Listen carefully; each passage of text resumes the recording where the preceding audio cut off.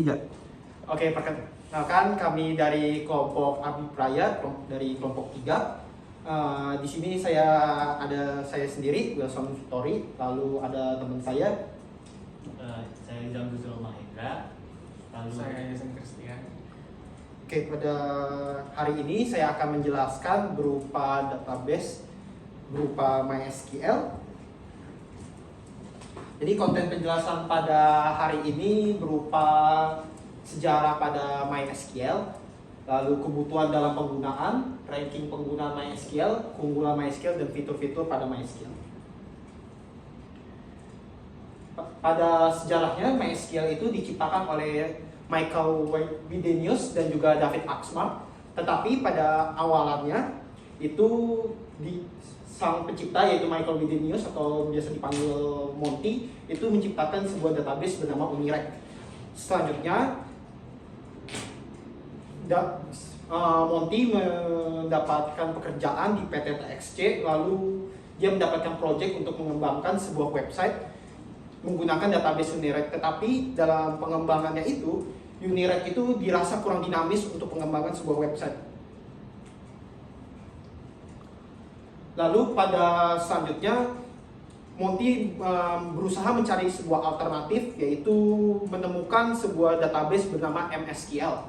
MSQL itu ciptaan David Hughes. Jadi Monty itu berusaha untuk mengajak David Hughes untuk sama-sama menciptakan MySQL, tetapi David Hughes malah menolak dan dengan alasan David Hughes ingin menciptakan MSQL versi 2, di mana bisa mengadopsi sebuah fitur bernama index. Singkat cerita, Monty berhasil menciptakan MySQL dengan gabungan antara Unirect dan MSQL, di mana MSQL itu bersifat open source, jadi bisa mendapatkan kode-kode codingannya, jadi bisa untuk diimplementasikan pada MySQL. Selanjutnya, perusahaan TXC berganti nama menjadi MySQL AB, yaitu AB itu punya kepanjangan yaitu Akbolit, yaitu perusahaan terbatas dalam bahasa Swedia. Selanjutnya MySQL AB itu merilis version 1 untuk pertama kali pada tahun 1995, dan selanjutnya itu the rest of history. Lalu dalam perkembangannya SQL AB diakuisisi oleh beberapa perusahaan, dari yang pertama kali oleh Sun Microsystems, lalu dilanjutkan oleh perusahaan Oracle, lalu MySQL itu pecah, lalu sang cipta yaitu Michael Widenius menciptakan MariaDB. Selanjutnya dilanjutkan oleh teman saya.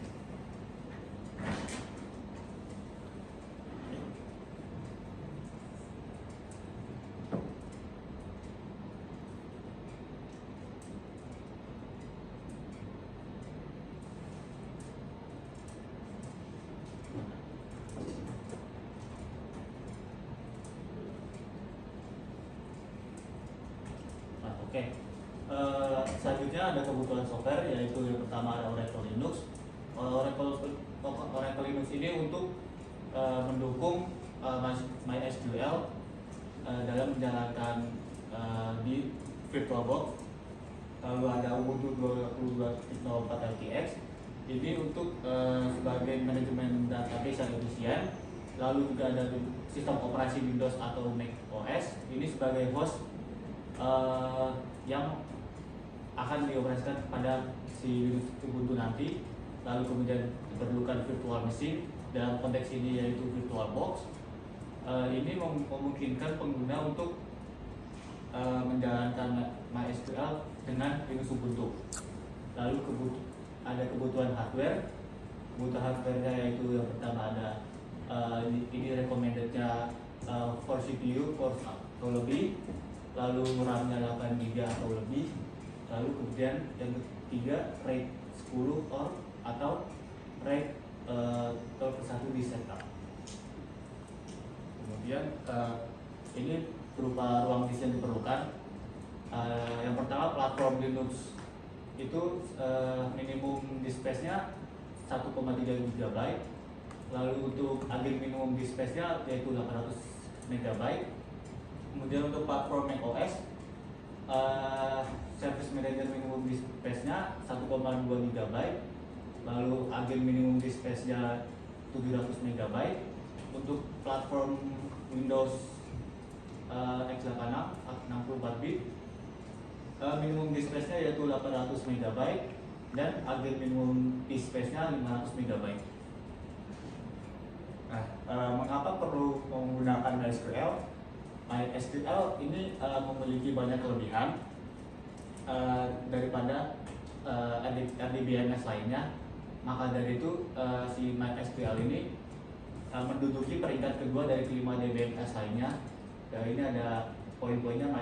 Yang pertama diduduki oleh Oracle 1261,42, lalu ada MySQL 1133,32, kemudian diikuti SQL Server 896,88, PostgreSQL 638,82, dan terakhir MongoDB 431,42.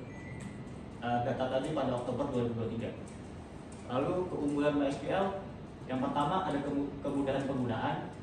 MySQL adalah solusi komprehensif dengan instalasi cepat, kompatibilitas lintas platform, dan fitur manajemen otomatis. Yang kedua, keamanan data. MySQL memberikan keamanan data dan dukungan transaksi yang penting untuk e-commerce yang sering bertransaksi keuangan. Yang ketiga, ada menghemat biaya. Kemudahan dalam mengelola MySQL dapat mengurangi biaya dan waktu yang dihabiskan untuk mengelola data perusahaan. Lalu ada juga efisien. Efisien di sini itu MySQL memiliki mesin penyimpanan khusus untuk meningkatkan kinerja dengan konfigurasi server. Lalu keunggulan selanjutnya itu berupa open source. MySQL sangat populer karena tersedia secara gratis dan bermanfaat bagi bisnis. Kemudian ada waktu operasional server 24/7, di mana sistem MySQL berjalan terus-menerus selama 24/7 tanpa jeda. Dukungan transaksi lengkap.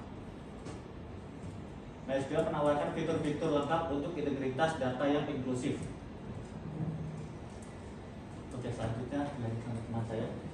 Oke, masuk ke fitur-fitur dari MySQL. Yang pertama itu MySQL itu memungkinkan data untuk diproses atau diakses di berbagai mesin penyimpanan seperti DynamoDB, terus NDB, dan CSV dan lain-lain. Terus yang kedua itu mampu mereplikasi data reliable sehingga meningkatkan kinerja dan daya tahan untuk lebih baik. Terus yang ketiga itu ditulis dalam bahasa pemrograman C dan C++, dan dapat diakses dan tersedia di lebih dari 20 platform. Contohnya itu ada di Linux, Mac, Windows, Unix, dan lain-lain. Terus yang selanjutnya itu tidak harus mempelajari komen baru karena MySQL itu menggunakan perintah SQL standar. Jadi kalau udah menguasai perintah SQL standar pasti bisa menjalankan MySQL.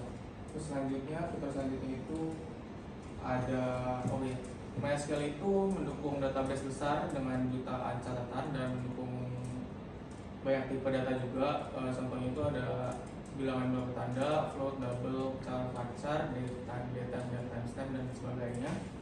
Terus untuk di bidang keamanan, MySQL itu menggunakan hak akses dan password terenkripsi jadi lebih aman untuk menyimpan database-nya.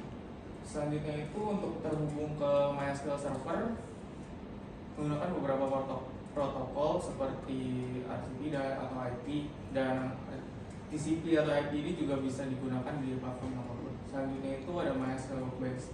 Nah, MySQL Workbench ini tuh kayak aplikasi dukungan dari MySQL untuk membuat aplikasi klien dan utilitas serta aplikasi administrasi. Selanjutnya ini ada referensi dari presentasi yang kita cari ini. Sekian presentasi dari kelompok 3 Berkarya. Mohon maaf jika ada salah kata. Terima kasih atas perhatiannya.